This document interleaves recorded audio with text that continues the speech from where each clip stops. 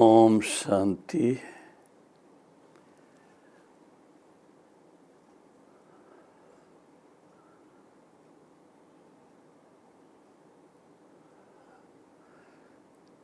परम प्रिय परम पिता परमात्मा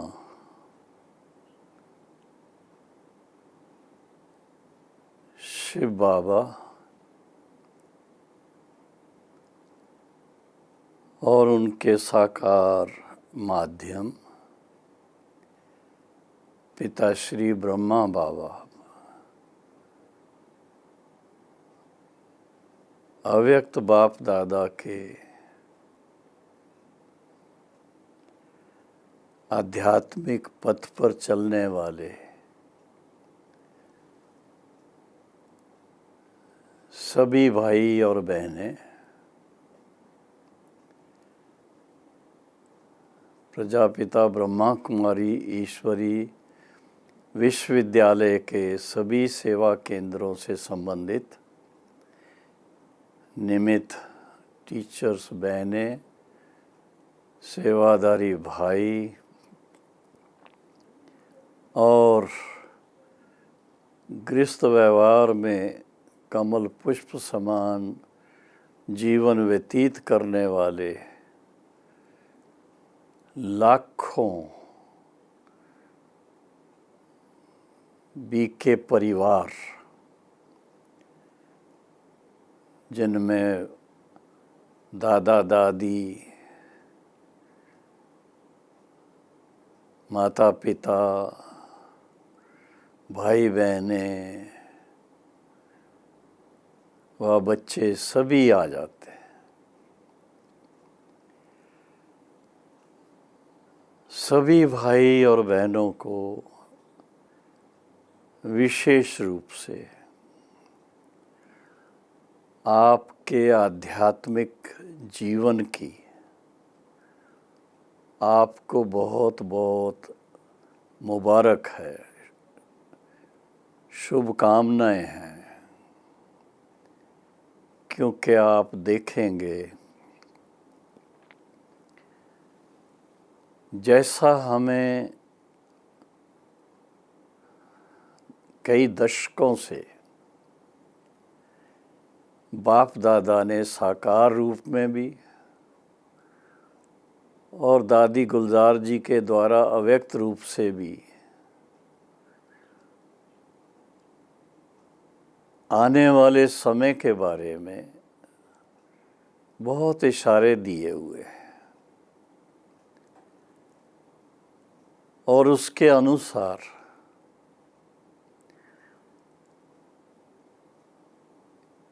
ये इस बेहद विश्व ड्रामा की भावी है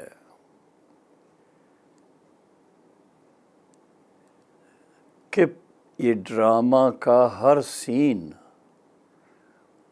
परिवर्तनशील है और परिवर्तनशील होने के कारण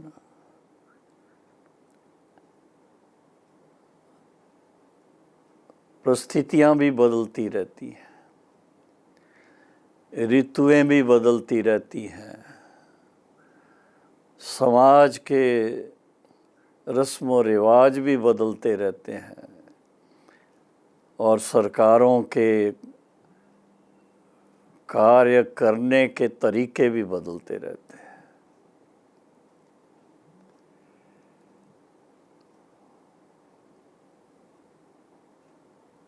और ये एक विशेष विडंबना कहो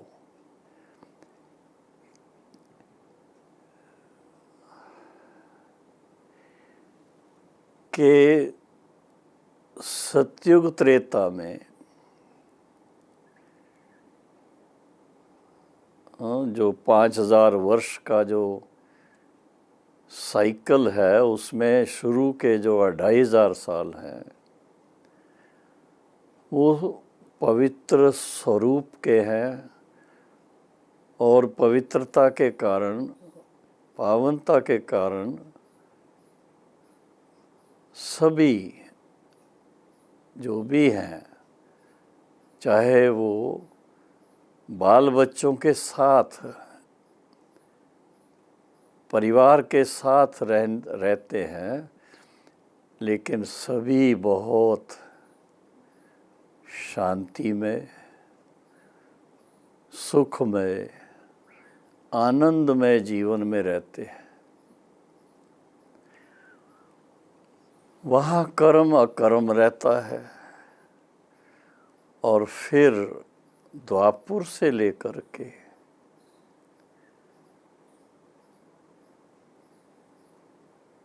विक्रमादित्य का संवत शुरू होता है। और विक्रमादित्य के संवत शुरू होने के बाद धीरे धीरे मनुष्यात्माएं अपने स्वाभाविक आत्म स्वरूप की स्थिति से अलग हो जाते हैं। देह की दृष्टि, देह का भान, देह को सजाना, इसके ऊपर बहुत अटेंशन आ जाता है। और उसके कारण जो पवित्रता से संपन्न थे, देवी देवता के स्वरूप में थे, वो साधारण मनुष्य 5 विकारों के वश होने शुरू हो जाते। द्वापर युग में भी जब ये 5 विकारों का प्रवेश होना शुरू होता है, तो ऐसा नहीं कि एकदम से कोई तमो प्रधानता आ जाती है। नहीं, रजो प्रधान है। और 5 विकार भी बहुत लाइट रूप से आते हैं। धीरे धीरे धीरे धीरे पांव पसारते हैं। जैसे हमारे हिस्ट्री के अंदर आता है, जब एक देश पर कोई दूसरे देश के लोग आकर के आक्रमण करते हैं, हावी होना चाहते हैं, एकदम से कोई युद्ध नहीं करते। वो भी धीरे धीरे धीरे धीरे अंदर घुसते हैं और बाद में फिर अपना राज स्थापन करते हैं। इसी तरह से ये माया अथवा रावण, इसका भी यही तरीका है। 5 विकार रूपी रावण, जो काम, क्रोध, लोभ, मोह, अहंकार हैं, जिनका मूल कारण देह अभिमान है, इसकी शुरुआत होती है। और शुरुआत होने के बाद धीरे धीरे एट्रोफी की तरफ, गिरावट की तरफ जाना शुरू होते हैं। ये नहीं कि द्वापर और कलयुग में शिव बाबा की भक्ति शुरू करते हैं, देवताओं की भक्ति शुरू करते हैं, तो उससे वापस कोई देवी देवता बन जाए, ऐसा नहीं होता है। हाँ, उस भक्ति के फलस्वरूप मनुष्य आत्माओं में अच्छाई बनी रहती है, सात्विकता बनी रहती है, और काफ़ी हद तक 5 विकारों का प्रकोप उन पर नहीं होता है, बहुत कम होता है। फिर भी द्वापर के बाद कलयुग में आते हैं तो कलयुग में आत्मा तमों की तरफ चली जाती है, तामसिकता आ जाती है। और फिर उसमें ये भी देखा गया है कि जो आदि सनातन देवी देवता धर्म की आत्माएं, उनके ऊपर अन्य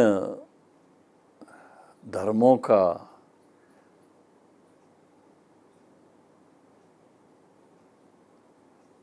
प्रकोप शुरू हो जाता। दूसरे धर्म भी आकर के अपना अपना मत जो स्थापित करते हैं, उसका इफ़ेक्ट भी आता है। सभी जानते हैं धर्म के नाम पर भी लड़ाइयाँ हुई हैं, और इसके साथ साथ संसाधनों को जानते हुए बहुत सारे मिनरल्स, बहुत सारे और मनुष्य जीवन के लिए जो सुख देने वाली ऐसी चीज़ें हैं, उनका पता लगता है तो उसको लूटने के लिए, उसको ले जाने के लिए भी युद्ध भी कर लेते हैं। बहुत सारी बातें ऐसी हैं। और ये सब करते करते ये नहीं कि वो कोई दूसरे धर्म को ख़त्म कर दे, नहीं, जो धर्म स्थापन हुए हैं, आदि सनातन देवी देवता धर्म, उसका नाम परिवर्तन हो जाता है, हिंदुइज़्म कहलाता है, हिंदू धर्म कहलाता है। हिंदुस्तान में रहने के कारण मुस्लिम इन्वेडर्स ने ये नाम दिया हुआ है, नहीं तो भारतवर्ष, भारत का नाम भर्तु होने के कारण भारतवर्ष था, लेकिन हिंदुस्तान नाम पड़ गया। और उसके कारण आप देख रहे हैं अनेक धर्म, अनेक जातियां, अनेक रस्मों रिवाज इस संसार के अंदर चारों तरफ है।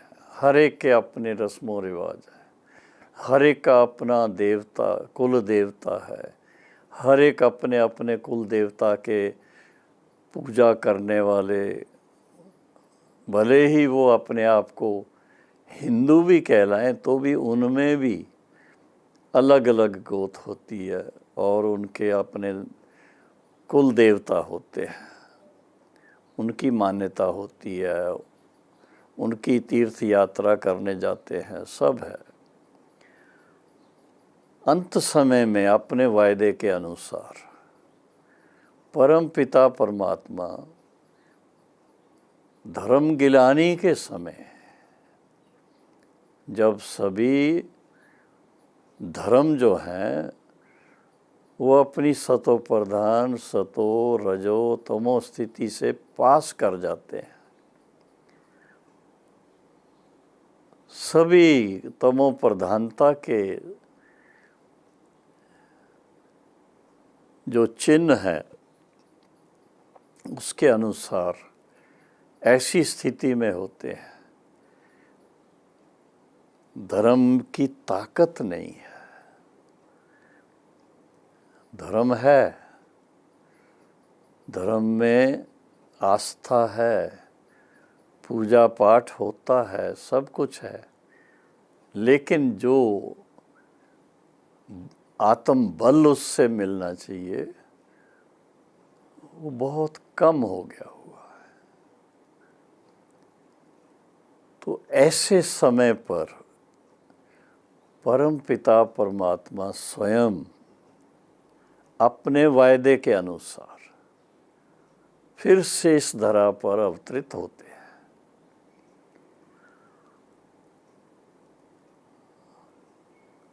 कभी नाम न चित। ब्रह्मा बाबा को कभी संकल्प में भी नहीं होगा।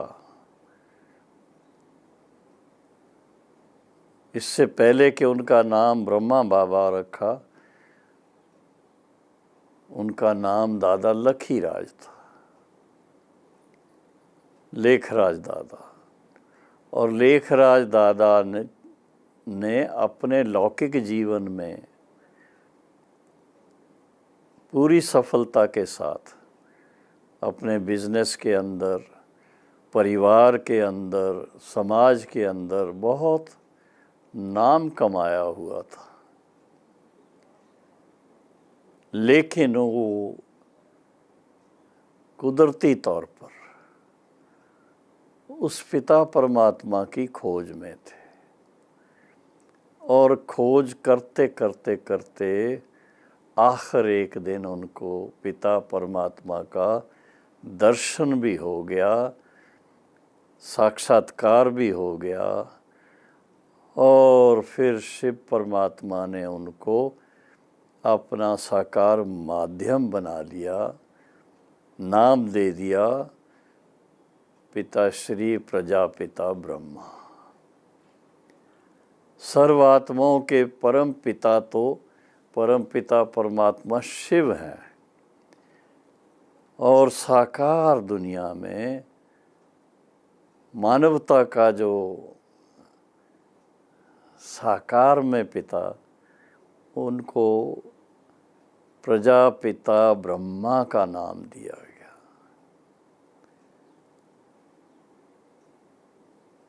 मातेश्वरी जी को सरस्वती देवी का नाम मिला। मातेश्वरी, सरस्वती, जगदम्बा। ये सब बातें जो हम इस युग में देख रहे हैं, कभी किसी ने सोचा नहीं था, कभी किसी को स्वप्न में भी नहीं था।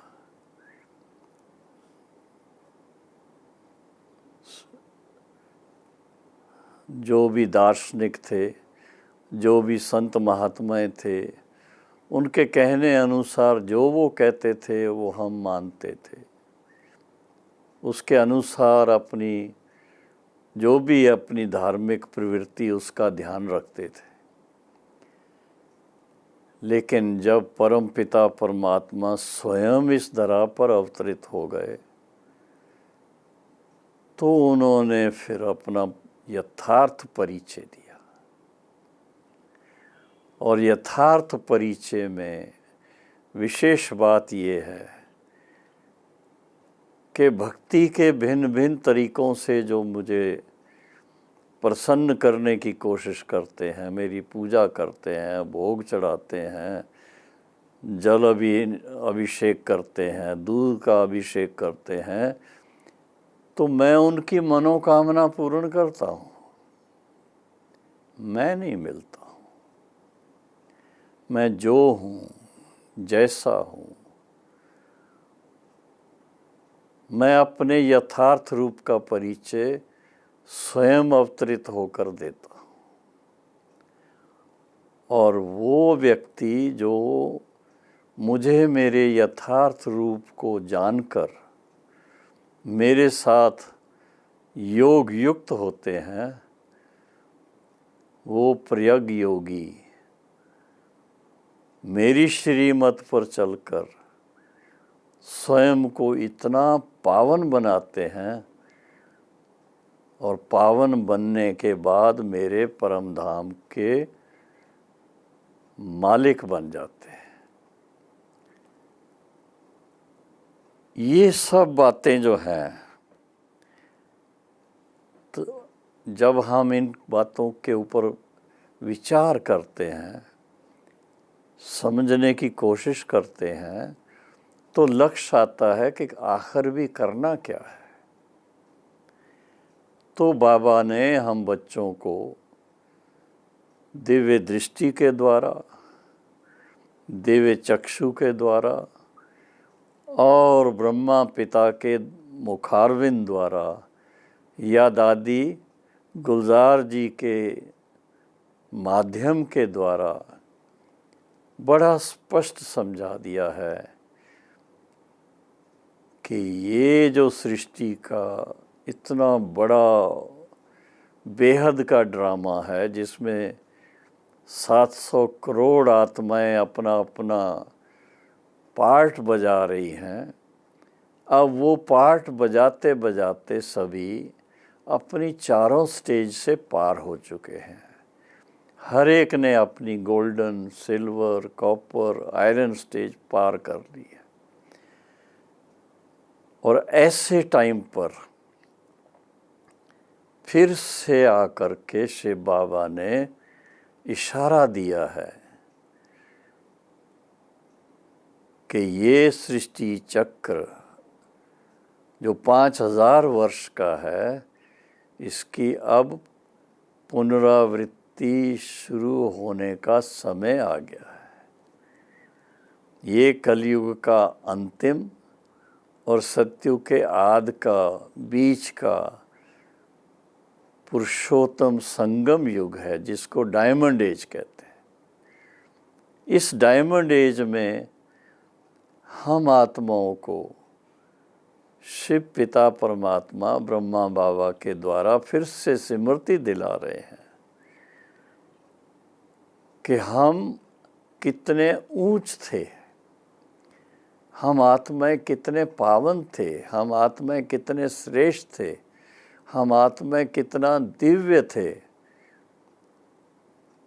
और उससे हम कितने नीचे आ गए। अब अपने नीचपने को छोड़कर फिर से अपने आप को ज्ञान के बल से, सहज राजयोग के बल से, दिव्य गुणों की धारणा के बल से और विशेष रूप से तपस्या के बल से स्वयं को धीरे धीरे इतना सशक्त बनाना है, इतना श्रेष्ठ बनाना है, इतना पावन बनाना है कि हम ऐसी स्थिति तक पहुंच सकें जिसको कहा जाता है कर्मातीत स्थिति। कर्मातीत स्थिति का भाव है कि ना तो पास्ट कर्मों का हिसाब किताब चुकतू करना बाकी रह जाए, उसके साथ साथ वर्तमान समय जो हम कर्म करते हैं वो कर्म हमारे श्रेष्ठ कर्म होने चाहिए, और इसके फलस्वरूप हमारे कर्मों की जो गहन गति है उसको समझ करके ऐसे श्रेष्ठ कर्मों के फलस्वरूप हम स्वयं बाप समान स्थिति की तरफ पहुँचें और परम धाम निवासी बनने का लक्ष्य रखें। क्योंकि जब ये अभ्यास करते जाते हैं, आत्मा निज स्वरूप में स्थापित हो जाती है और अपने पिता परमात्मा के समीपता का अनुभव करती है, तो फिर उसको दूसरी कोई बातों में दिलचस्पी नहीं रहती। वैराग आ जाता है, बेहद का वैराग। और उसमें भी खास सबसे ज़्यादा जो प्रिय होती है चीज़ वो है अपना ये मनुष्य तन। तो मनुष्य तन का भी अच्छी तरह से संकल्प रहता है कि ये जो तन है अभी शिव बाबा के सेवा के लिए है, जन जन की सेवा के लिए, जन जन को ईश्वरी ज्ञान और सहज राजयोग का परिचय देने के लिए, ताकि सभी आत्माएं जो भी हमारे संपर्क में आए उनको हम परम पिता परमात्मा के वारिस बना सकें। अर्थात शिव बाबा से ब्रह्मा बाबा का दिया हुआ अनुभव जो है वो उन तक पहुंचा सकें और वो भी अपने जीवन में पवित्रता का आनंद लें, शांति का आनंद लें, ज्ञान की श्रेष्ठता को समझें, दैवी गुणों के गहने पहन करके अपने आप को सुसज्जित करें, ऐसा श्रेष्ठ संकल्प रखें और उसके साथ साथ इतना याद की यात्रा का शक्तिशाली अभ्यास हो कि आत्मा बिल्कुल निस्वार्थ भाव से सबकी सेवा करते हुए लेकिन कमल पुष्प के समान ऐसा उज्जवल जीवन लेकर के वो संस्कार बना लें अपने, जिसको कहेंगे कि जिसमें कोई भी कर्म बंधन नहीं रहता है, ना अपने शरीर का कर्म बंधन, ना अपने संस्कारों का कर्म बंधन, ना अपने रिश्तेदारों का कर्म बंधन, ना इस दुनिया का कर्म बंधन, सब कर्मों से श्रेष्ठ स्थिति की तरफ, जिसको कहा जाता है कर्मातीत स्थिति, कर्मों से अतीत, दूर चले जाते हैं। तभी आत्मा अपने जो ओरिजिनल स्वरूप है, जो आत्मा का बीज स्वरूप है, जिसको कहा जाता है कि आत्मा एक बहुत चमकते हुए हीरे के समान है, ज्ञान सूर्य के साथ मास्टर ज्ञान सूर्य है और सब कमजोरियों से फ्री है, एकदम ऊपर उठ जाती है। ऐसी स्थिति को प्राप्त करेंगे तो कहा जाएगा कि आप सचमुच कर्मातीत स्थिति को प्राप्त करने के बिल्कुल समीप पहुंच गए। और जब कर्मातीत स्थिति की तरफ पहुंच जाते हैं तो जैसे बाबा ने अपने अनुभव में बताया कि अब मुझे और कुछ करना नहीं है, मैं बाप समान स्थिति तक पहुंच गया हूँ, अब मुझे और ज्ञान की भी ज़रूरत नहीं है, अभ्यास की भी ज़रूरत नहीं है। स्वाभाविक रूप से नेचुरल स्थिति ऐसी बन गई है जो मैं शिव बाबा के समान अपने आप को अनुभव करता हूँ। ऐसी स्थिति तक पहुँचने के लिए आप सोच सकते हैं, जो बाबा ने कई बार मुरली के अंदर भी कहा है कि हम 24 घंटे में से 8 घंटे बाबा के साथ मन लगा करके याद की यात्रा का अभ्यास करें। याद की यात्रा करते करते करते हम कर्मातीत स्थिति को प्राप्त कर सकते हैं। जैसे ब्रह्मा बाबा ने प्राप्त की, इसी तरह से हम भी करें। ब्रह्मा बाबा के कदम पर कदम रख के चलें, नक्शे कदम पर चलें तो ब्रह्मा बाप के समान हम भी कर्मातीत बन सकते हैं। उसके लिए अपने ऊपर बहुत अटेंशन चाहिए। एक तो ना जागृति अवस्था में और ना नींद की अवस्था में संकल्प तक भी कोई 5 विकारों के वश संकल्प ना हो। आत्मा बिल्कुल पावन हीरे समान हो, सूर्य समान हो, जिसके अंदर कोई भी दाग नजर ना आए, ऐसी स्थिति को प्राप्त करना। तो कर्मातीत स्थिति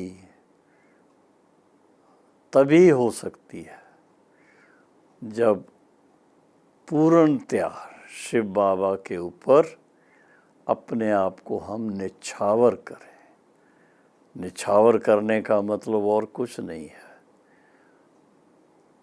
उनकी श्रीमत पर पूरा चलें और उनकी श्रीमत के अनुसार अपना हर पल ईश्वरी याद और सेवा में बिताएं। तो आप देखेंगे, एक तरफ आप अति इंद्रिय सुख का आनंद लेंगे और उसके साथ साथ कर्मातीत स्थिति का भी आपको आनंद मिलेगा। पता लगेगा कि कर्मातीत स्थिति में किसी का कोई हिसाब किताब लेना देना नहीं रहा है। ऐसी स्थिति बनाने के लिए बड़ी गहराई से, बड़ी महीनता से, बड़े उमंग से शिव बाबा के साथ जिगरी समीपता के अनुभव में जाना चाहिए। तब देखेंगे कि सचमुच में बाप समान स्थिति तक पहुंच रहा हूँ। और ऐसे करते करते, बाबा ने जो कहा है, ऐसे करते करते जब आत्मा बिल्कुल कर्मातीत बन जाएगी तो इस पुरानी दुनिया के इस देह से ऐसे न्यारे हो जाएंगे जैसे मक्खन से बाल।